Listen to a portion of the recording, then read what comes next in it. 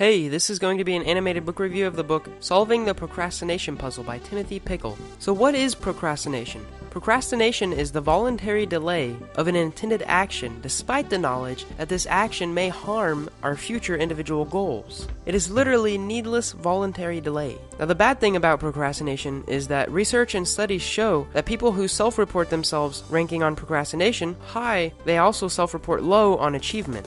So they end up doing less. You may be one of these people. It's really easy to look back when we procrastinated and actually did well. In fact, we might actually cherish these memories because they can justify our future procrastination. But we should not do that. Procrastinating is bad. In fact, even when we are procrastinating, when we're putting off work and we're doing something else, when we're doing that something else, we actually have a feeling of guilt and other negative feelings about it. So why do we put it off? Timothy says that in reality, they are our goals and our lives we are putting off. So this doesn't make sense. In fact, psychologists have a word for it. It's called cognitive dissonance. We choose to procrastinate because we want the pleasure now and we seek immediate mood repair.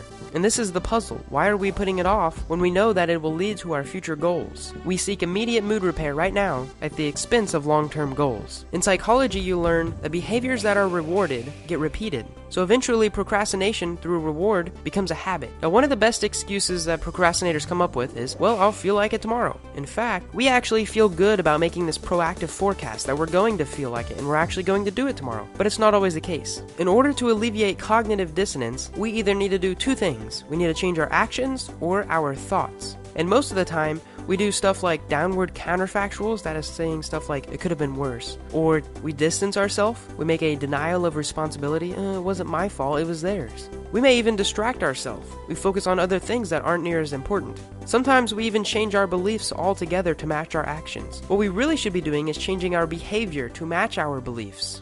Another common excuse is, I work better under pressure. Now, I heard this excuse a lot in college. However, this isn't true. Through some studies, they have found that less time usually means more errors. A group of psychologists performed a study in which they asked people how they felt about a project on Monday. And those that were putting it off and said that they worked better on pressure, they asked them again on Friday when it was due. And those same people said that they wished that they had more time, and especially they never said, I'm doing great, I work great under pressure. So essentially, we are lying to ourselves. Timothy suggests this quote, just start it, which is much different than the Nike slogan, just do it. Because saying just do it is implying that you have to do the entire project at once.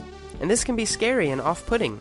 So instead, just start it. Most of the time, once a project is started, it's never as bad as what we think it is. In fact, once we finish a small portion of the project, this will generate positive emotions that will fuel our motivation and kickstart us to keep going. The author says that when you feel like procrastinating, take it as a mental cue to work on something for just 10 minutes. It's pretty easy to focus on something for 10 minutes, and hopefully you'll get into a state in which you don't want to stop, you want to keep working on it, because you realize that it isn't that hard. Also, once you get started, try to minimize distraction, because once you get started, it's really easy to get distracted if it's something that you're not wanting to do. Try to find your workplace where you work best. Now, for some people, this is finding a quiet space. For some people, they need loud noises or radio music in the background.